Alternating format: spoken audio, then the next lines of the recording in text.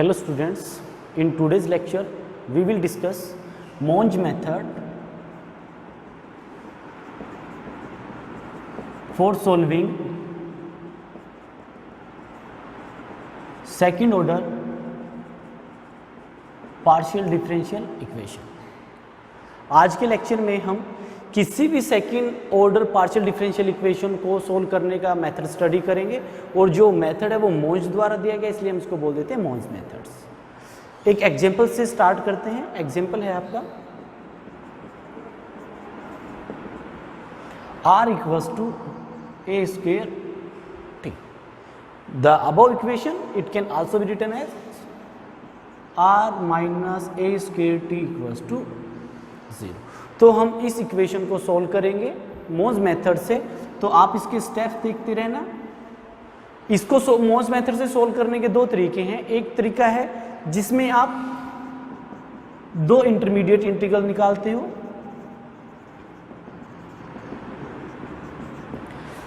एक तरीका है कि हम एक इंटरमीडिएट इंटीग्रल निकालते हैं और लैग्रेंज सब्सिडियरी इक्वेशंस का यूज करते हैं। तो इसी एग्जांपल पर हम दोनों मेथड अप्लाई करेंगे। तो जहां पर हम दूसरा मेथड अप्लाई करेंगे, जिस स्टेप के बाद दूसरा मेथड अप्लाई होगा वो मैं आपको बताऊंगा। तो सबसे पहले इस इक्वेशन को सोल्व करने का हम फर्स्ट मेथड बाय मोंज मेथड, और हम निकाल लेंगे दो इंटरमीडिएट इंटीग्रल और फिर हम उसको सोल्व करेंगे। तो सबसे पहले स्टार्ट कैसे करते हैं, फर्स्ट हम स्टार्ट करते हैं dp। dp can be written as p as a function of x, p as a function of y into dy by definition of partial differential equation। p आपको पता है partial derivative of first order with respect to x of z। तो derivative का derivative double derivative हो जाएगा dx plus इसी तरीके से यहाँ curly square z y curly x curly y हो जाएगा into D y. Now the notation for this is notation for r dx plus this is notation for s dy। तो dp can be written as r dx plus s dy। यहां से हम r की values निकालते हैं कि r को s के टर्म्स में कैसे लिखेंगे। तो ये हो जाएगा r dx is equals to dp minus s dy। और r की वैल्यू निकालनी है तो dx को नीचे ले जाओ, तो ये आपका हो गया dx। लेट अस से similarly, let us say this is equation number 2. Similarly we can find out dq can also written as curly q by curly x dx curly q by curly y dy। now q can be written as in terms of first derivative partial derivative with respect to y curly square z by curly x curly y हो जाएगा, ये x है dx। क्यों curly Z by curly Y, again derivative लेंगे तो curly square Z by curly Y square into D Y. फिर again this is nothing but S notation, this is T notation D Y. यहां पर फिर हम T को S की terms में निकाल लेंगे तो टी इंटू डी वाई, इधर इसको इधर लेके आएंगे तो माइनस हो जाएगा D Q minus S T x. और अगर आपको टी की वैल्यू निकालनी है तो डी वाई को नीचे ले आते हैं dy। let us say equation number 3। अब ये जो वैल्यूज आई हैं आपकी r और t की, हम इसको इक्वेशन में पुट कर देते हैं। तो r की वैल्यू है, putting these values of r and t in equation number 1। तो r की वैल्यू है और dp minus S D Y by D X minus A square, T की वैल्यू है D Q minus S D X divided by D Y equals to 0। यानी कि r की जगह r की वैल्यू पुट कर दी है, माइनस ए स्क्वेयर टी की जगह जो हमारी इक्वेशन नंबर 3 से t की वैल्यू है वो पुट कर दी है। अब again multiplying both side by D X D Y,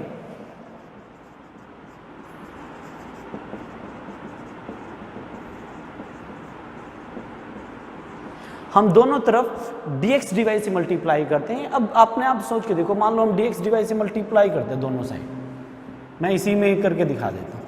0 से करेंगे 0 आ जाएगा। अब इधर जब फर्स्ट फैक्टर की dx dy से मल्टीप्लाई करेंगे, dx से dx गया तो इसका मतलब ऊपर वाले फैक्टर की आपकी प्रोडक्ट हो जाएगी dy के साथ, तो यानी कि हो जाएगा dp dy minus s dy whole square,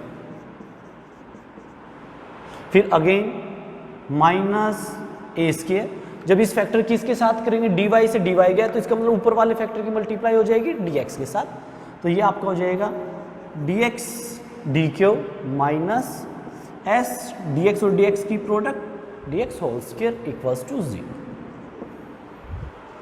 अब इसके अंदर आपकी 4 टर्म्स आ गई हैं। इस 4 टर्म्स में आपकी s वाली भी टर्म है जिस टर्म्स में s है, और ऐसी भी टर्म्स है जिसमें s नहीं है।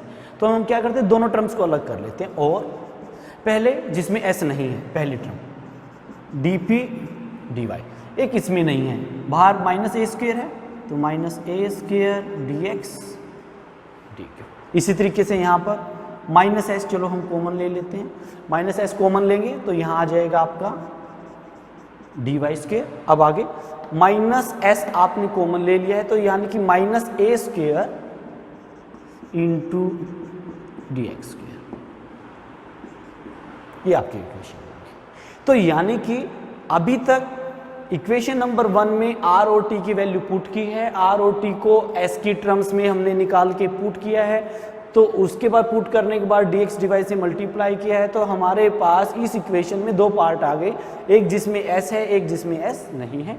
अब ये जो 2 पार्ट्स हैं, एक s एक विदाउट s, यही दोनों पार्ट हमारे 2 इक्वेशंस देंगे और उन इक्वेशंस को हम बोलेंगे मोन्स सब्सिडायरी इक्वेशंस। तो दोनों को हम अलग कर लेते हैं। तो सबसे पहले this equation gives, let us say this is equation number 4। Now first portion this gives, यहां आप लिख सकते हैं मोन्स सब्सिडायरी इक्वेशंस आर। तो फर्स्ट है dp dy minus A square dx dy equals to 0। Second है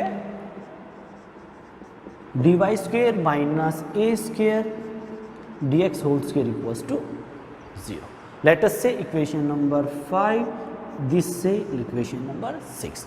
तो इस इक्वेशन से जिसमें एक s का पोर्शन है एक में विदाउट s का पोर्शन है, ये दोनों हमें 2 इक्वेशन देंगे। इन दोनों इक्वेशन को हम बोलते हैं मोन सब्सिडायरी इक्वेशंस।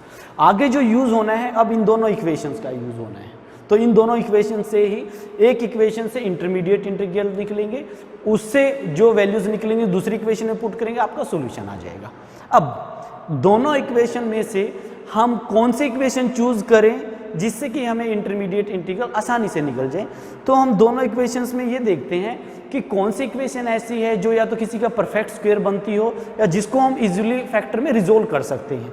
अब जैसे सेकंड इक्वेशन है, अगर ध्यान से देखें तो एक तरीके से ये फार्मूला बन रहा है ए स्क्वायर माइनस बी स्क्वायर, ए स्क्वायर माइनस बी स्क्वायर ए प्लस बी ए माइनस बी। तो इसका मतलब जो इक्वेशन नंबर 6 है, it can be easily resolve into factors.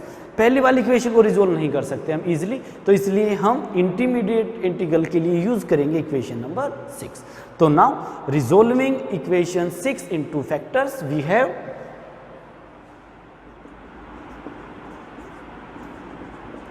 Can be resolved into factors. और फैक्टर्स क्या बनेंगे, या हम इक्वेशन लिख लेते हैं dy square minus a square into dx square equals to 0. Now this can be written as a plus b, a minus b. इन दोनों की प्रोडक्ट 0 है, तो इसका मतलब either dy plus A dx 0 है और dy माइनस ए dx आपका 0 है। तो ये जो दोनों इक्वेशंस हैं, इन दोनों इक्वेशन से हमारे निकलेंगे इंटरमीडिएट इंटीग्रल। यहाँ से फर्स्ट निकलेगा, यहाँ से सेकंड निकलेगा। तो अब हम नेक्स्ट स्टेप, अब हम फाइंड आउट करते हैं इंटरमीडिएट इंटीग्रल।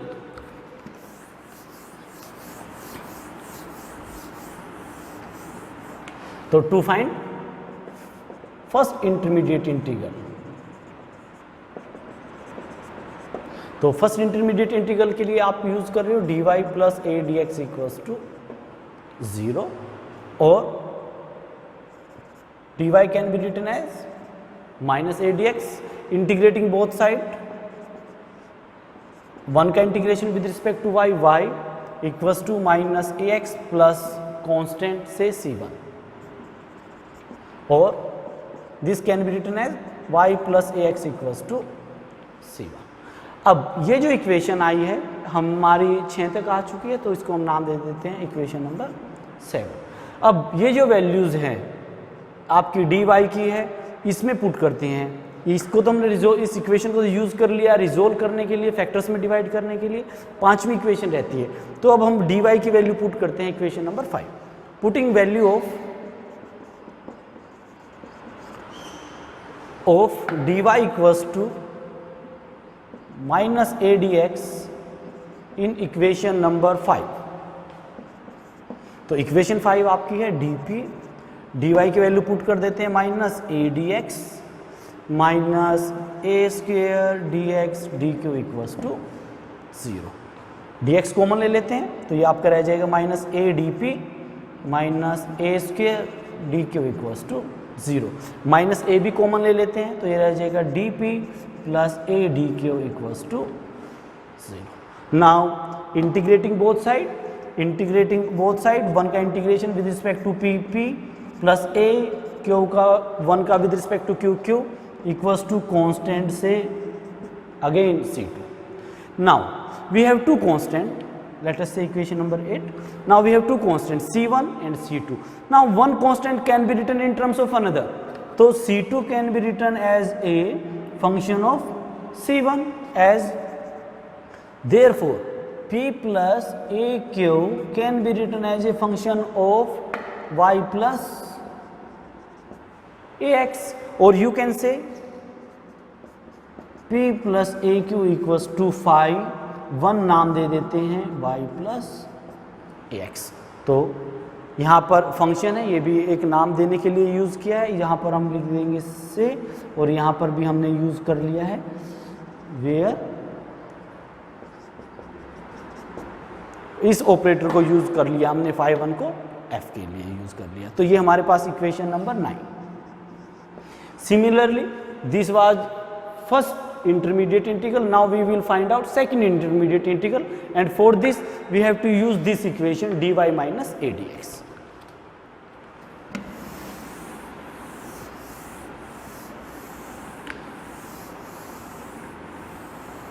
इस इक्वेशन का यूज होना है, तो इसको हम यहां लिख लेते हैं dp dy minus A square dx D Q equals to 0, equation number 5। इस इक्वेशन का भी यूज होना है, तो हमने लिख लेते हैं इसको। Now again to find second intermediate integral, second intermediate integral के लिए हम सेकंड फैक्टर का यूज करेंगे dy minus A D X equals to 0, और dy can be written as a dx integrating both side, one का integration with respect to y, y ax plus constant say c3, और y minus A X equals to c3। Let us say equation number 10। इसी तरीके से फिर वही, अब यहां से dy की वैल्यू a dx पुट करेंगे इक्वेशन नंबर 5। तो पुटिंग वैल्यू ऑफ dy, या आप ये भी कह सकते हो या dy equals to A D X in equation 5, या पुटिंग दिस वैल्यू लिखने की जरूरत ही नहीं, क्योंकि हम dy equals to A D X लिख रहे हैं। तो यहाँ पर हम पुट कर देते हैं, तो पुट करने के बाद ये हमारा आ जाएगा dp into dy A D X minus A square D X D Q equals to 0। तो dx कॉमन ले लेते हैं, तो और a भी कॉमन ले लेते हैं, तो ये आपका रह जाएगा dp minus A D Q equals to 0। Again integrating both side, one का integration with respect to P P minus A Q equals to constant say this is c4। Now again this is equation number 11। a constant can be written in terms of another, as c4 can be written as a function of C3 और we can written as P minus A Q as a function of y minus ax। तो इसको five की terms में लिख लेते हैं और P minus A Q is equal to 5 two y minus ax। और यहाँ हम क्या भी देंगे वेयर दो both this operators are same या both this function we have used for same value. तो दिस इज इक्वेशन नंबर 12। तो अब हमारे पास दो इक्वेशंस हैं P और Q में। एक ये है P plus A Q equals to 5 1 y plus A X. एक इक्वेशन है P minus A Q is equals to 5 two y minus A X. यहाँ y प्लस ए एक्स है, यहाँ y माइनस ए एक्स है। अब इन दोनों इक्वेशंस का यूज करके हम P और Q की वैल्यू निकाल लेंगे और फिर उसके बाद हम सॉल्यूशन निकालेंगे हमारे क्वेश्चन का। तो नेक्स्ट है, तो यहाँ से P और Q की वैल्यू कैसे निकलेगी? एक बार इन दोनों को ऐड कर लेते हैं, जैसे सिंपल इक्वेशंस को हम सोल्व करते हैं, एक बार इनको सब्ट्रैक्ट कर लेते हैं। तो एडिंग 11 इक्वेशन नंबर 9 और 12,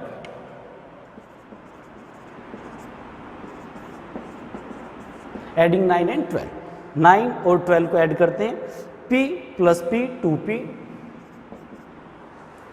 ए Q minus A Q cancel out equals to add करते हैं 5 1 में 5 2, तो ये आपका हो गया 5 1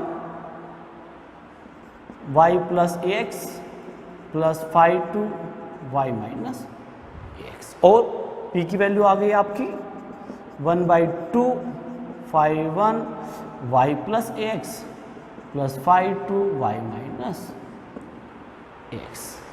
इसी तरीके से इसको सब्ट्रैक्ट कर लेते हैं इसमें से और वहां से आपकी Q की value. Now subtracting equation 12 from 11,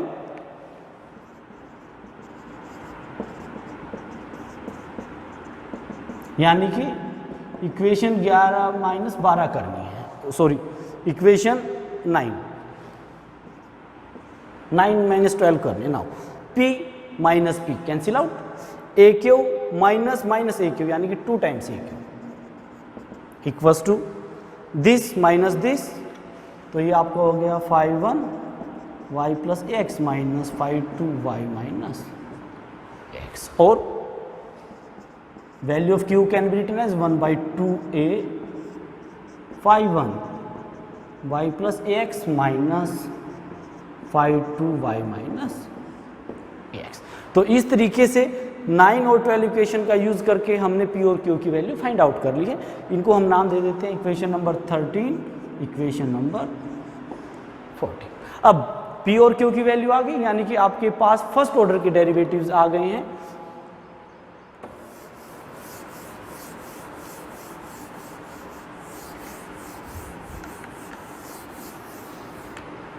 इसको भी साफ कर लेते हैं।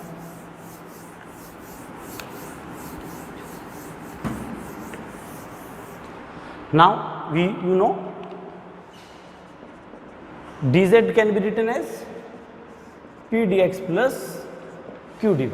यहाँ पर p और q की वैल्यू पुट करके उसको सोल्व कर लेते हैं, हमारे पास z की वैल्यू आ जाएगी। Now as dz equals to p dx plus p dq। Now putting values p and q from equation 13 and 14 in this equation, तो dz इक्वल्स टू p की वैल्यू है 1/2 5 1 y plus A X 5 2 y minus A X plus Q की value है 1/2 a, साथ में आपका dx भी था ऊपर, प्लस Q की वैल्यू है 5 1 y plus A X minus 5 2 y minus A x, साथ में आपका dy है, dy।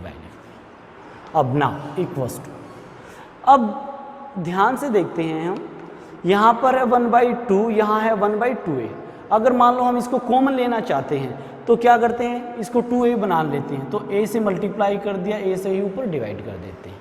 तो अब 1/2a को हम ले सकते हैं कॉमन, कंप्लीट कॉमन लेने के बाद यहाँ पर आपने ले लिया 1/2a कॉमन, तो यहाँ रह गया a को इसके साथ मल्टीप्लाई करते हैं तो यह हो गया a 5 1 y plus A x, साथ में आपका है dx प्लस 1/2a इधर है, तो यहाँ आपका रह गया सिर्फ 5 1 y प्लस ए एक्स, साथ में है dy। तो एक तो आपका फैक्टर बन गया ये, फिर प्लस 1/2a ले लिया तो a आपका इसके साथ आ गया, तो ये हो गया a phi 2 y minus A X D X. 1/2a common ले लिया तो यहाँ आ गया minus phi 2 y minus A X into D Y,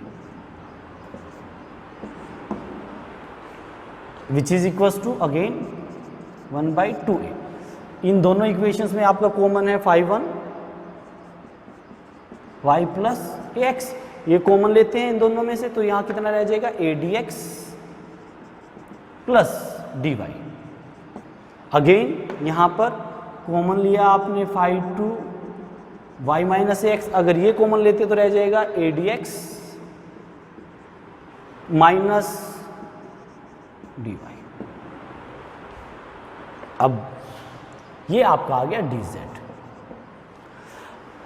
अब आप एक चीज ध्यान से देखें कि अगर यहाँ phi 1 फंक्शन है y प्लस ए एक्स, तो इसका एक तरीके से डेरिवेटिव क्या बनेगा dy plus A D X, तो यानी कि dy plus A D x, यानी कि एक तरीके से जो फंक्शन है इसको अगर हम t मान लें तो ये dt हो गया, तो इसका मतलब इसको हम इजीली इंटीग्रेट कर सकते हैं। इसी तरीके से यहाँ अगर ये है y माइनस ए एक्स, इसका डेरिवेटिव क्या बनेगा dy minus A D x. यहाँ साइन अपोजिट है तो हम क्या कर लेते हैं, यहाँ से माइनस कॉमन ले लेते हैं, 1/2a phi 1 y plus A x, इसको इसी फॉर्म में लिख लेते हैं dy plus A D x plus phi 2, यहाँ पर है y माइनस ए एक्स, तो यहाँ पर अगर माइनस कॉमन ले लेंगे तो ये हमारे पास हो जाएगा dy minus A D X, तो यहाँ पर आपका ये माइनस आ जाएगा। अब इंटीग्रेटिंग बोथ साइड u है, this is equal to z, 1 का integration with respect to z, ये आपका आ गया 1/2a। जब इसको आप इंटीग्रेट करोगे तो फंक्शन भी किसका आएगा y प्लस ए एक्स का आएगा, तो हम इसको नाम दे देते हैं, सपोज करो xi y plus A X minus यहाँ पर आपका आ गया xi y minus A x, क्योंकि ये इसी का डेरिवेटिव है तो इसको t मान लेते हैं, तो एक तरीके से dt हो गया। तो जब इंटीग्रेट करेंगे तो t का ही फंक्शन आएगा, तो t का फंक्शन हम यहाँ पर नाम दे देते हैं, इसको xi1, इसको xi2 y minus A X. और कांस्टेंट को भी अगर हम हटा लेते हैं तो ये आपका हो गया function of y plus A X minus 1/2a को अगर हम नाम इसके अंदर इंक्लूड कर देते हैं तो ये भी आपका f2, इसको f1 नाम दे दो y माइनस ए एक्स। तो जो z एक तरीके से जो फंक्शन आएगा वो एक तो आएगा y प्लस ए एक्स का और एक आएगा y माइनस ए एक्स का। अब यहाँ पर हमने जो यूज़ किया है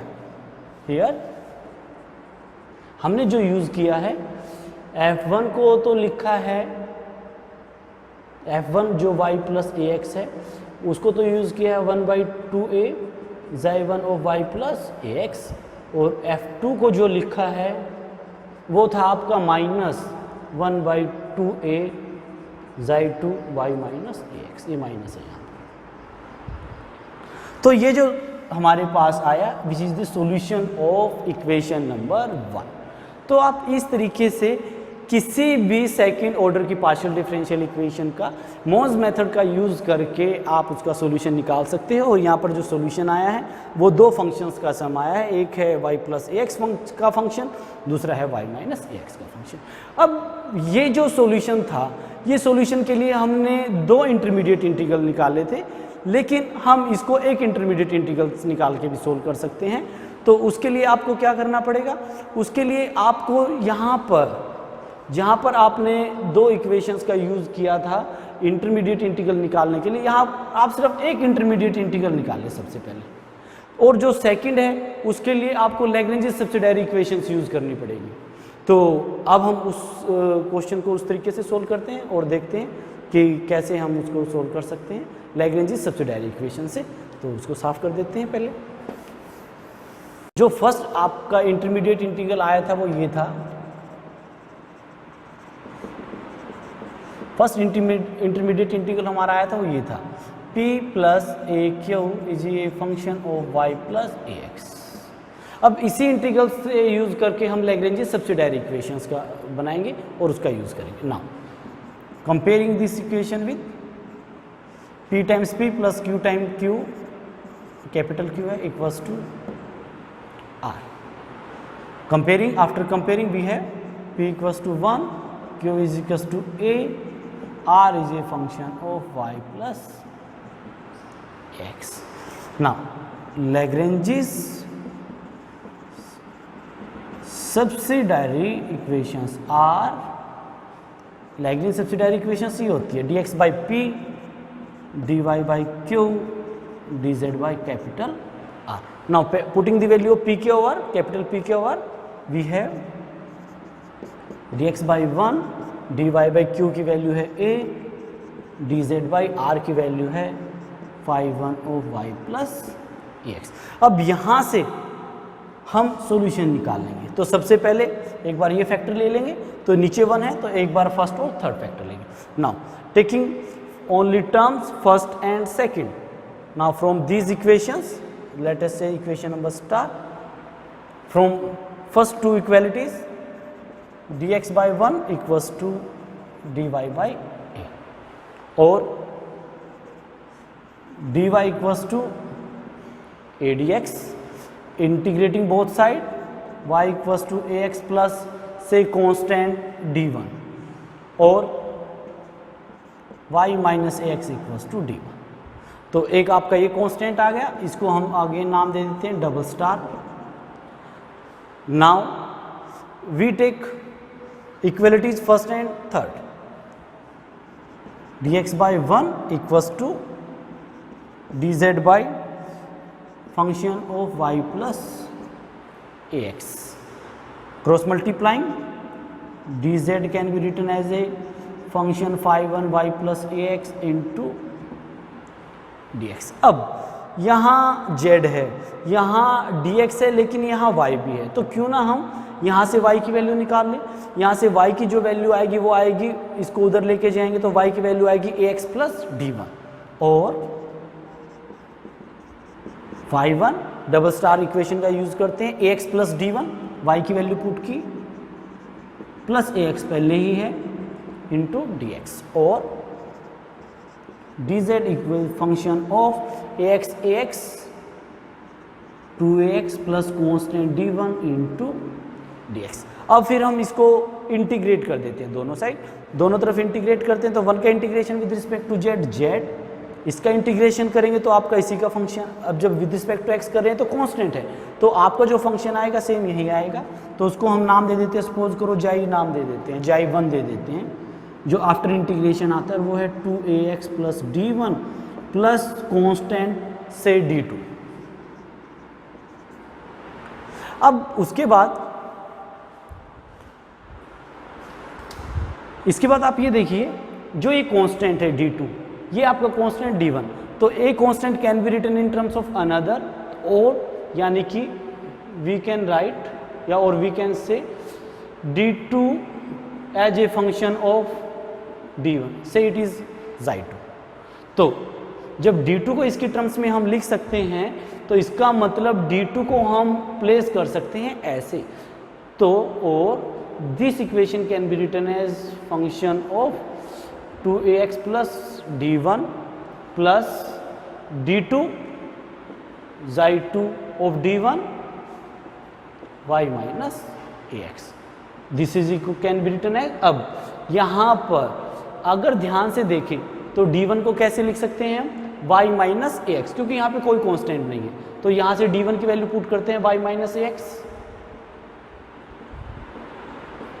plus xi2 y minus ax, xi1 y 2x minus x ax xi2 y minus ax। तो ये वही सॉल्यूशन आ गया आपका, जो आप जब दो इंटरमीडिएट इंटीग्रल लेते हैं तब सोल्व करते हैं, ये वही सॉल्यूशन आ गया। लेकिन वहाँ पर जो कैलकुलेशन है वो थोड़ी लेंथी बन जाती है। तो जिस क्वेश्चन पे आप एक इंटरमीडिएट इंटीग्रल के बाद लैग्रेंजेस मेथड अप्लाई कर सकते हैं, तो आप लैग्रेंजेस मेथड अप्लाई करें, आपका क्वेश्चन थोड़ा छोटा हो जाएगा और आपका सॉल्यूशन वही आएगा जो आपका फर्स्ट में आता है। तो आप फंक्शंस के नाम कुछ भी दे सकते हैं इसमें, तो आप अपनी तरफ से जो भी चाहें वो फंक्शन आप इसमें यूज़ कर सकते हैं। तो ये मोन्स का फर्स्ट मेथड है, उसकी अलग अलग फॉर्म है। एक में हम 2 इंटरमीडिएट इंटीग्रल निकाल के सोल्व करते हैं, एक में हम 1 इंटरमीडिएट इंटीग्रल के साथ लैग्रेंज फॉर्म को सोल्व करते हैं। तो इस तरीके से आप किसी भी मोन्स मेथड को से किसी भी सेकंड ऑर्डर की पार्शियल डिफरेंशियल इक्वेशन को सोल्व कर सकते हैं। तो आज के लेक्चर में इतना ही, धन्यवाद।